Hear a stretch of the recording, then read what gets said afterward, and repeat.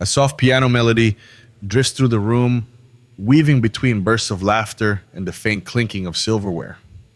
The dining room is bathed in a warm amber glow from the chandelier above its crystal drops, catching the light like frozen raindrops.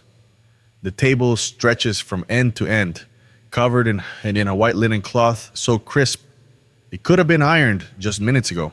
In the center, a three-tier cake stands like a monument, its frosting swirled in shades of gold and cream, the top crowned with a shimmering silver 70 blue and white balloons. Harold's favorite colors float gently in the corners, their ribbons twisting in the soft currents of air whenever someone walks by.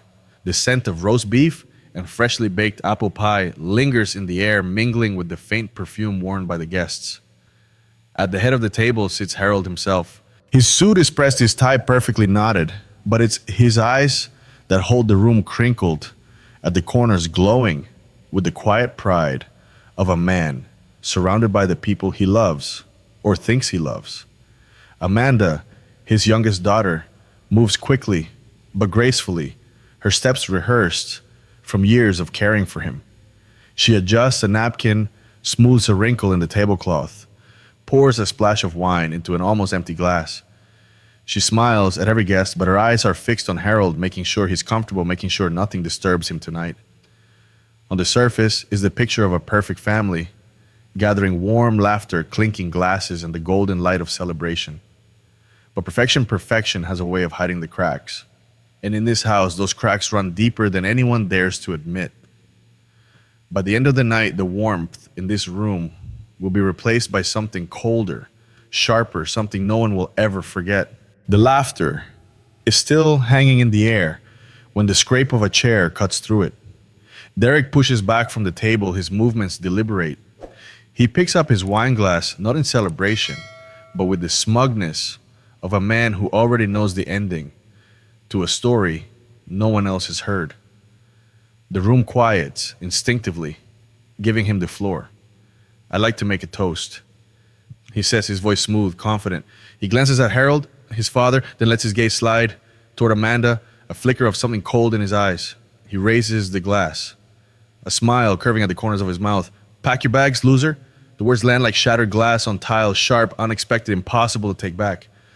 For a moment, there's only silence. A fork clinks against the plate somewhere, a nervous cough from one of the guests.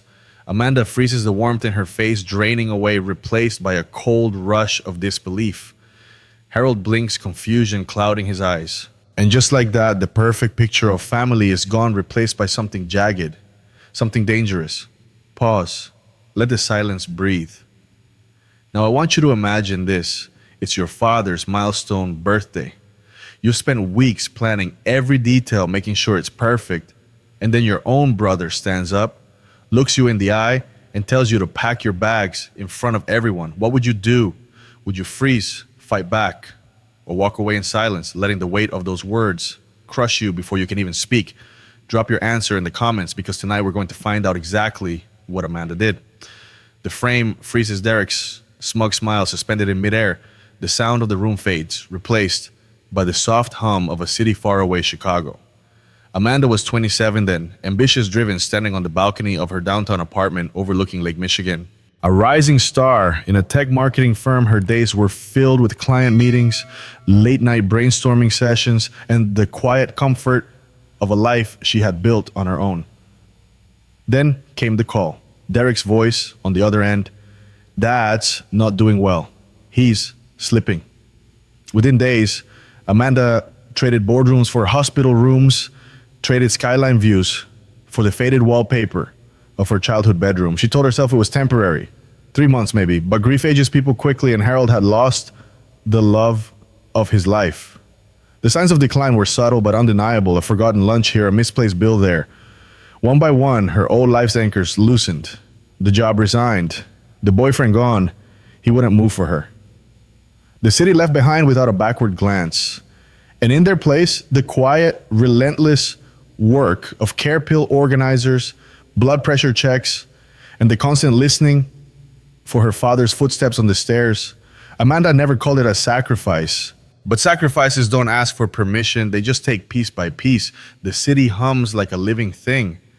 Chicago in late summer sunlight, glinting of glass towers, the lake shimmering like a sheet of sapphire. Amanda moves through it with the ease of someone who belongs. In the elevator to the 28th floor, she scrolls through campaign reports on her phone, a half empty latte in her other hand. She's a marketing manager at a rising tech firm, sharp suits, sharper deadlines. Her office overlooks Lake Michigan, a view she sometimes catches herself staring at between meetings. Her desk is cluttered not with mess, but with the debris of ambition. Branded mock-ups, client proposals, a stack of business cards she hasn't had time to file. Evenings are for rooftop drinks with colleagues, late dinners with Ryan, the software developer she's been dating for a year. They talk about travel promotions, maybe even moving in together. Every day feels full, and every future feels possible. But possibility is fragile. It takes only one call to rewrite everything. The phone buzzes against the glass tabletop. Amanda glances at the screen. Derek. Her brother rarely calls, and when he does it, it's usually to talk about work investments or nothing that can't wait. She answers, still half focused on an email draft. Hey, Derek, what's up? His voice is lower than usual, almost rehearsed. Dad's not doing well. She straightens in her chair. What do you mean, did something happen? A pause, the kind that makes the room feel smaller. He's forgetting to eat, barely leaves the house. The place is a mess. Someone needs to check on him more often. Amanda pushes away from the desk, heart thudding. Have you been over there twice this year? Derek says quickly, as if that's enough. I'm swamped with work. Lauren's busy with her kids. You're the one without those ties. Maybe you could step in. The words are casual, but the weight behind them is anything but. And in that moment, Amanda doesn't realize it, but she's already standing on the edge of a decision that will change everything. The decision doesn't come all at once. It arrives in pieces like snow collecting on a railing until it's heavy enough to fall. Amanda sits on the edge of her bed. That night, the city skyline glowing beyond the window. She stares at her phone, scrolling past half-written texts to Ryan. How do you tell someone you love that you're about to choose a different life? The next morning, she's in the HR office at work. It's a leave of absence. She tells her boss, though deep down she knows it's more than that. His sympathetic nod doesn't make it any easier. Back at her apartment, the packing begins. Cardboard boxes line the living room, each one swallowing a part of her life, framed photos from trips, the coffee mugs. She picked out one by one the heels she wore to client meetings. Ryan comes by that evening. He stands in the doorway looking at the half-empty shelves. You're really doing this, has my dad, Ryan. He needs me. He exhales, shaking his head. I can't just pick up my life and move there. They don't fight. There's no screaming. Just a quiet agreement that this chapter ends here. That night, Amanda seals the last box, writes "bedroom fragile" in black marker, and sets it by the door. Tomorrow she'll drive away from the skyline she thought she'd never leave, toward a house full of memories and challenges she can't yet imagine. Days blur into each other. Morning pills, afternoon blood pressure check, evening meals that sometimes go untouched because Harold isn't hungry or forgets he's already eaten. Amanda keeps a calendar on the fridge, each square filled with reminders, doctor's appointments, grocery runs, the plumber coming to fix a leaky faucet. Her handwriting starts neat at the beginning of the month, then grows cramped and hurried as the days pile on. Outside, life moves forward without her. Derek sends the occasional text, "Hope Dad's okay. Works crazy." Lauren calls once a month, her voice warm but brief, the sound of kids playing in the background. Neither offers to visit more often. At night, when Harold's gone to bed, Amanda sits alone in the living room. The TV glows, but she isn't watching. She scrolls through old photos of Chicago rooftop sunsets, dinner with friends, Ryan's crooked smile. They feel like snapshots from someone else's life. People say caregiving is noble. They don't mention how isolating it is, how it can strip away your career, your friendships, even your sense of self. And the cruelest part, the ones who don't show up are often the loudest to judge. It's late. The house is quiet, except for the faint hum of the refrigerator. Amanda is in the kitchen rinsing the last plate from dinner. She hears slow footsteps behind her. Still up, Harold's voice is soft, almost shy. She turns to find him standing in the doorway, wearing his old cardigan. His eyes, meet hers, clear, unguarded. I don't know what I'd do without you, he says simply. No grand speech, no dramatic pause, just truth. And in that look, Amanda sees everything: the trust, the comfort, the silent relief of knowing someone is there when the world feels too heavy. She smiles, but her throat tightens. You don't have to find out, Dad. In that moment, all the loneliness, all the lost opportunities, all the sacrifices feel worth it. Because sometimes one look can carry more weight than 1,000 thank yous. It starts on an ordinary Tuesday afternoon, one of those days you forget until something unforgettable happens. Harold has a doctor's appointment, nothing urgent. Amanda drives him downtown, the late autumn sun slanting across the windshield. The radio hums softly, jazz, Harold's favorite filling the silences between them. In the clinic waiting room, Harold excuses himself to speak to the nurse at the counter. Amanda stays seated, flipping through a magazine she isn't really reading. A moment later, Harold returns and he's not alone. She sees her before she hears her voice. Patricia, mid-40s maybe, a soft blue sweater, hair neatly pinned back, and eyes that seem to catch the light. She walks beside Harold with the easy familiarity of someone who knows how to make people feel at ease. Her hand rests lightly on his arm, not possessive, not hesitant, but deliberate. Amanda, Harold says, his voice warm. This is Patricia. She's one of the nurses here. Patricia smiles the kind of smile that makes you feel like you've been let in on a secret. Your father's a wonderful patient, keeps everyone here entertained. Over the next weeks, Patricia begins appearing more often. Sometimes is a phone call, just checking to see how Harold's doing. Other times, she stops by with homemade chicken soup, her timing uncanny on days when Amanda feels particularly worn down. She remembers Harold's favorite flowers and brings them just because. She even insists on helping sort his medications, explaining it's part of her professional instinct. Amanda notices the changes in her father. He laughs more, his appetite improves. He talks about Patricia with the kind of fondness reserved for someone special. And at first, Amanda feels nothing but relief.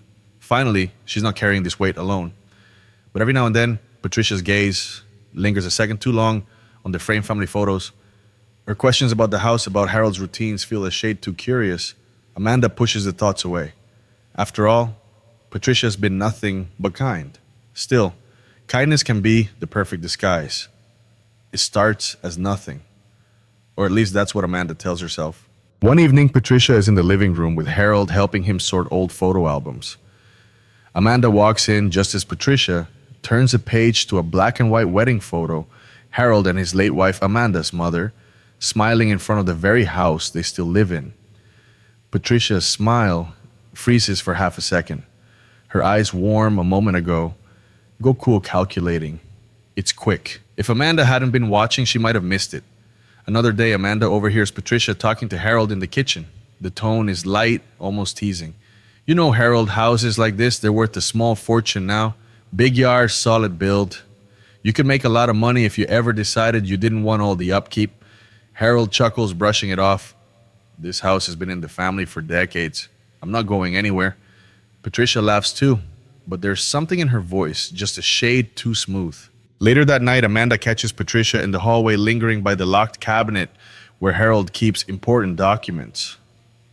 Oh, I was just looking for a pen, Patricia says quickly.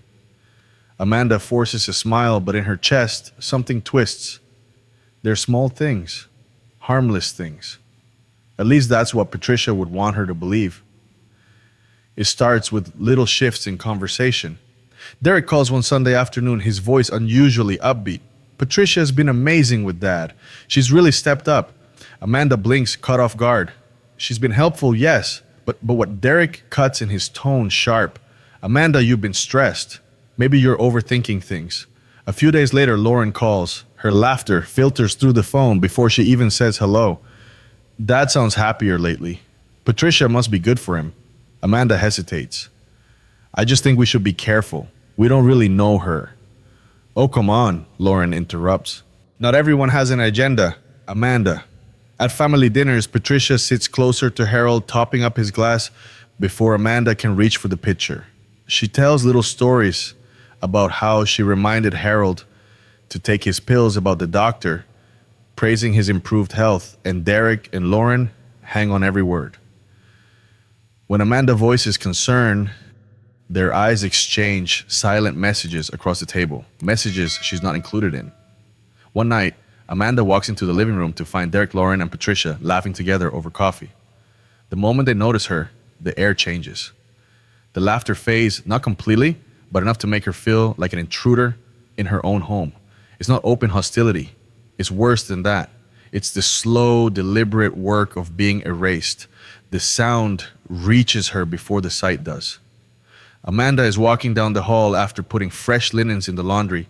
From the study, she hears low voices, too low for casual conversation. She slows her steps. "We need to get him to sign before the end of the month." Derek's voice sharp but hushed. Patricia murmurs something Amanda can't quite catch, then adds, "He trusts me. It'll be easy if you don't push too hard." Amanda steps into the doorway before she can stop herself. Derek and Patricia are standing close together, papers spread across Harold's desk. Amanda recognizes the family trust documents and what looks like a power of attorney form. The moment they see her, everything shifts. Derek straightens, the easy smile snapping into place. Patricia's hand slides over the papers, pulling them into a neat stack. "Oh, Amanda," Patricia says lightly, "we were just organizing some bills for your father." Amanda's eyes linger on the thick manila envelope, now tucked under Patricia's arm. "Right," Amanda says, slowly forcing a smile. "Bills." Derek claps her shoulder a little too hard on his way out. "Don't worry about it. We've got it covered." But as Amanda stands there in the doorway, the air in the study feels heavier. Like she's just walked into the middle of a storm she can't yet see but can definitely feel. At first, Amanda thinks it's just age catching up to him. Harold starts forgetting small things, where he put his glasses, whether he's already had breakfast. But soon, it's more than that. One afternoon, she finds him sitting in his favorite armchair, staring blankly at the muted television. His coffee sits untouched, the steam long gone. "Dad, you okay?" Amanda asks gently. He blinks, slow to respond. "What day is it again?" Another evening, while setting the table, Harold nearly drops a plate because his hands are trembling. He brushes it off with a joke about getting old, but Amanda notices the way he grips the edge of the table afterwards, steadying himself. And then there's the exhaustion. Harold naps twice, sometimes 3 times a day. He moves slower, speaks softer. Patricia always has an explanation. It's just the weather or has been overexerting himself, but Amanda can't shake the feeling that something else is at play. She's lived with her father long enough to know his rhythms, and this isn't them. The house is quiet, the kind of quiet that makes every sound sharper. It's past midnight. Amanda can't sleep. Her mind keeps circling around her father's sudden fatigue. She decides to get a glass of water. As she steps into the hallway, a faint clink of glass comes from the kitchen. She pauses, listening. Another sound, pill bottles. She moves closer, careful not to make the floor creak. Patricia is standing at the counter, her back to the doorway. The dim light from the range hood pools around her hands. One hand holds Harold's prescription bottle, the other tips small white pills into her palm. She opens a different unlabeled container and drops them in, then shakes the bottle gently, mixing them together. Patricia Amanda's voice is low but sharp. Patricia freezes, then turns slowly, her expression calm, too calm. "Oh, you startled me. Harold's prescription was running low, so I'm just consolidating what we had left." Amanda's eyes flick to the unlabeled bottles still on the counter. "Where did those come from?" "From an old supply. Perfectly safe," Patricia says, smoothly, already screwing the cap back on. The air between them feels heavy. Amanda forces herself to step closer, her gaze locked on the pills. Something in her gut twists hard. This isn't just caregiving anymore. This is control. Amanda doesn't tell anyone. Not yet. The morning after catching Patricia in the kitchen, she quietly slips 2 of the unmarked pills into a small plastic bag. She tucks it deep into her purse. That afternoon, she drives across town to a small independent pharmacy. She knows the kind, where the pharmacist actually remembers your name. "Can you test these?" she asks, keeping her voice low. "I need to know exactly what they are." The pharmacist frowns, but agrees. "Give me a day or 2. 2 days later, Amanda gets the call. She's in the grocery store, her phone pressed tight to her ear. "They're benzodiazepines," the pharmacist says. "A strong sedative, prescription only, and I don't see any record for your father." Amanda's grip tightens around the shopping cart handle. So someone's been giving him this without a prescription. That's what it looks like. She thanks him, hangs up, and just stands there in the middle of the aisle. It all clicks into place. Her father's confusion, the fatigue, the trembling hands. And if Patricia is behind it, this isn't just manipulation. This is abuse. Sometimes the truth doesn't scream. It whispers quiet enough for you to almost miss it. Amanda is in the study looking for a folder to store the pharmacy report. As she pulls open the desk drawer, she notices Harold's old tablet, the one he barely uses. Out of habit, she presses the power button. It's still logged into his email. She's about to close it when a name catches her eye, Patricia. Not from the last few months, but from over a year ago, before Harold even met her. The email is short. I've looked over the property records. If you can get close to him, this could solve both our problems. Call me tonight. It's signed by Derek. Amanda's heart slams against her ribs. She scrolls. There's more text message screenshots Derek had forwarded to Harold's account for backup. In them, Patricia writes, "Don't worry. Once I'm ill, make sure he trusts me more than anyone. You'll get what you want." Amanda's hand trembles. The living room laughter from earlier in the day echoes in her mind. Derek, Patricia, and even Lauren sitting together. This wasn't a coincidence. It was a setup. And Harold, he was the target from the very start. Sometimes love is in the details. For weeks, Amanda plans every piece of her father's 70th birthday.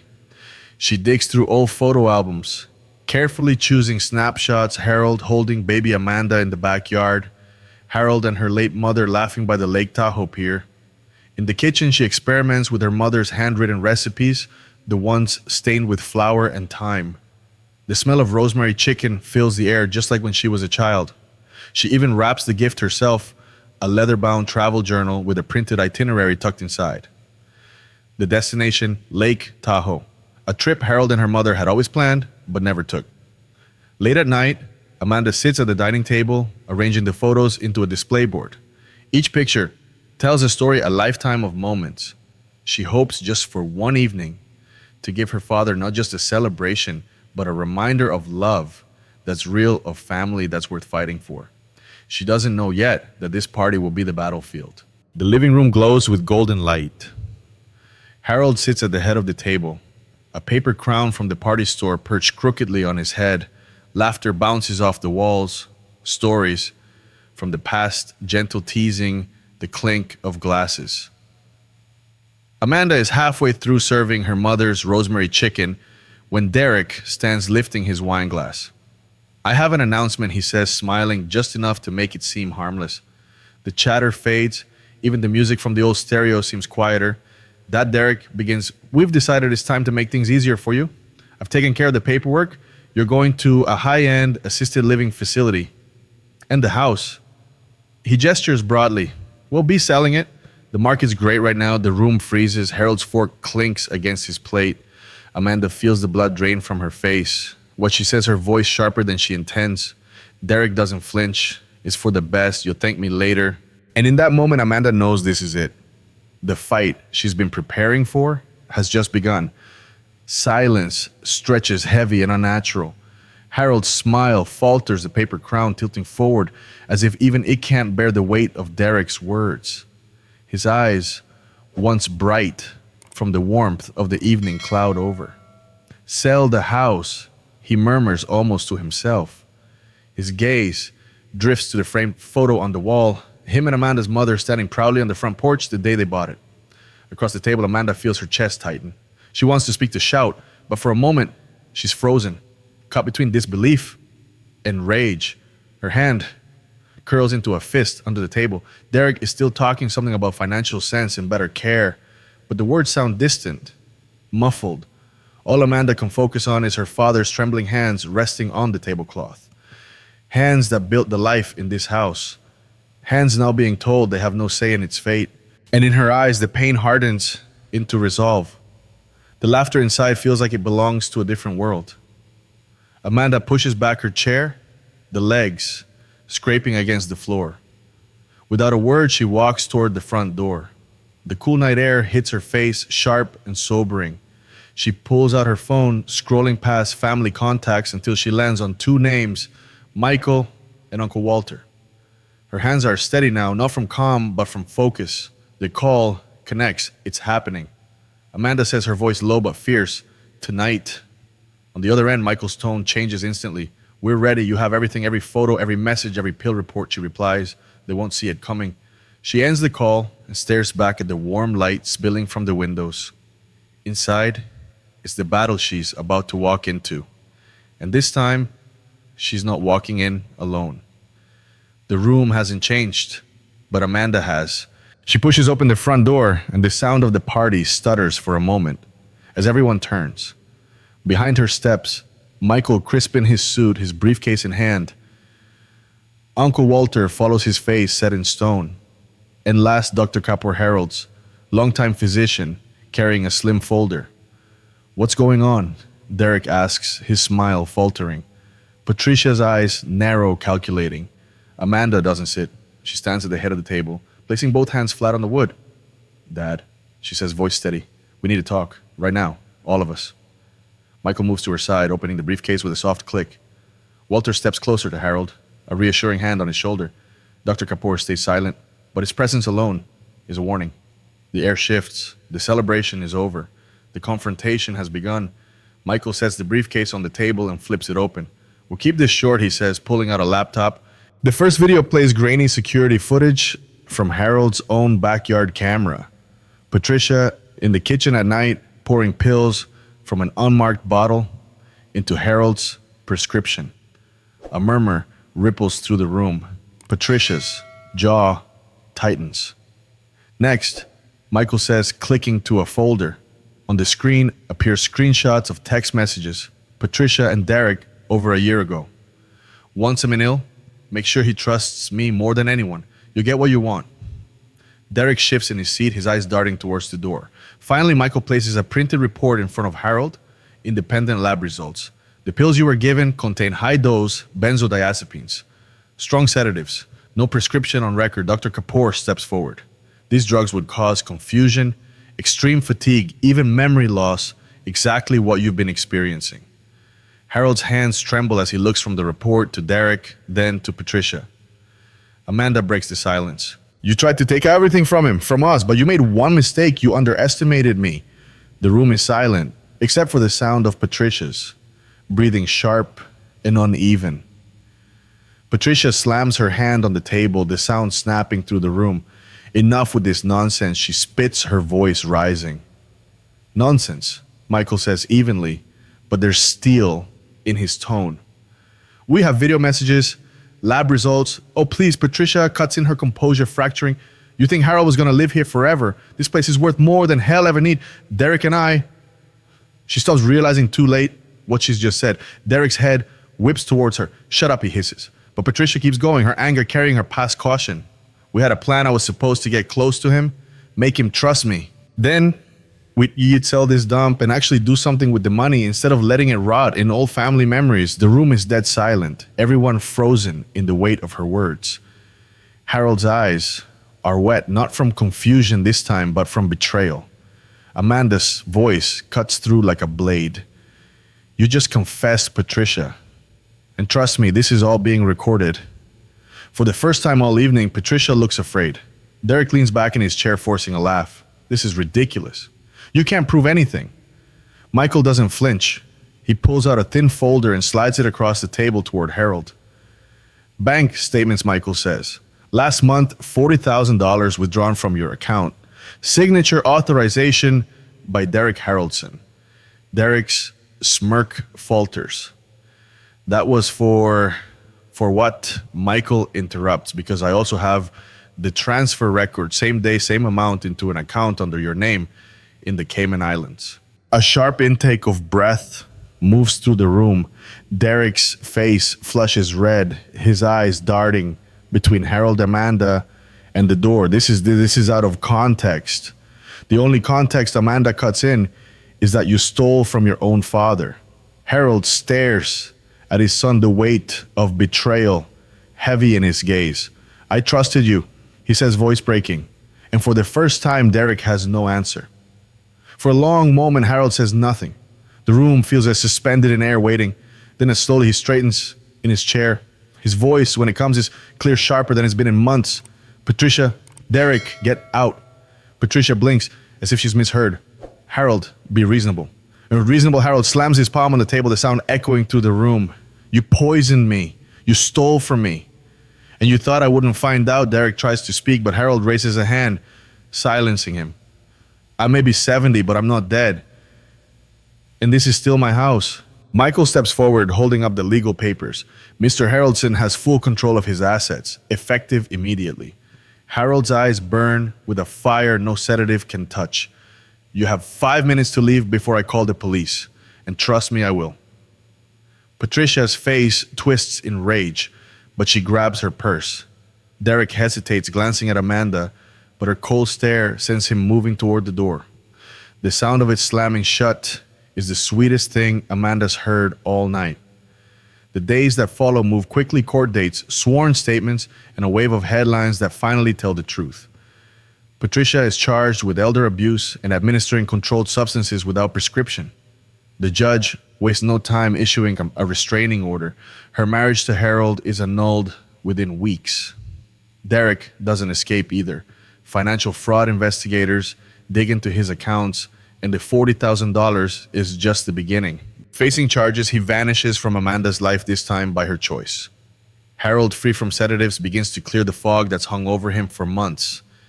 His energy returns, his voice grows stronger. Amanda catches him in the garden one morning, humming an old tune as he tends to his roses. For the first time in a long time, the house feels safe again. The knock on the door is soft, hesitant. When Amanda opens it, Lauren stands there. No suitcase, just a small overnight bag, and eyes that look older than the last time they met. I heard what happened, Lauren says quietly. I should have been here. Amanda studies her for a moment, then steps aside. Come in. Dad's in the garden. In the backyard, Harold looks up from his roses. For a heartbeat, the three of them just stand there, caught in the weight of everything unsaid. Then Harold smiles, small but real, and opens his arms. They spend the afternoon together, sharing coffee and old stories, the kind that make you laugh and ache at the same time. It's not perfect, it's not instant, but it's a start. And for Amanda, that's enough. The lake is still a mirror of molten gold as the first light of dawn spills across the water. Amanda stands beside Harold at the edge of the pier, the cold air brushing against their cheeks. Harold's hands grip the railing, steady and sure. For a long while, they just watch the sun climb, painting the mountains in shades of fire and honey. Your mother loved it here, Harold says, his voice carrying both memory and peace. He turns to Amanda, his eyes clear. She would be proud of you. Amanda swallows hard, blinking against the brightness, not just of the sunrise, but of the moment itself. The two stand there in silence, bound not just by blood, but by the battles they fought together. And as the day begins, the weight of the past finally feels lighter. In the end, it wasn't luck that saved Harold. It was courage. Amanda trusted her gut when something felt wrong. She wrote everything down, saved every photo, every text, every detail. And when the moment came, she faced the truth head on, even when the enemy wore the same last name. Family can be love, but sometimes it can also be the battlefield. And on that battlefield, the bravest thing you can do is fight for what's right. Trust is precious, but it's not blind. Always listen to that quiet voice inside you when something feels off. Protect the people you love by paying attention, asking questions, and keeping records. And remember, doing the right thing may be hardest when it's against those closest to you, but that's when it matters the most. If stories like this make you think, feel, and see the world a little differently, then hit subscribe. Join our community where every story brings a lesson, and every lesson makes us stronger. Your next life-changing story is just one click away.